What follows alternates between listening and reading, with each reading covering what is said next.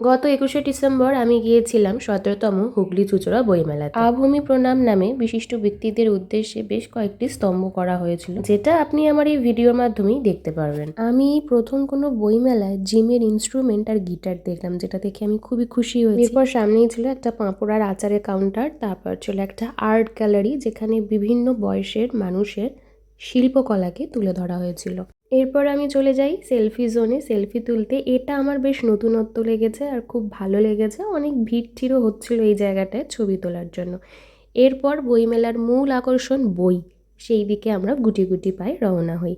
আর আমার সঙ্গে দেখা হয়ে গিয়েছিল শাহেখ আমানের, কিন্তু আমি ভিডিওতে কি বলবো কি করব বুঝতেও পারিনি। এই বুক স্টলটাতে ছিল পশ্চিমবঙ্গের বিভিন্ন জেলার উল্লেখযোগ্য কিছু বিষয়বস্তু ও বাংলার রীতিনীতি নিয়ে বেশ কিছু বই। আমি এখান থেকে জগদ্ধাত্রী পূজা বিষয়ক একটি বই কিনেছিলাম, যেটা আমি পড়ছি, বেশ ভালোই লাগছে পড়তে।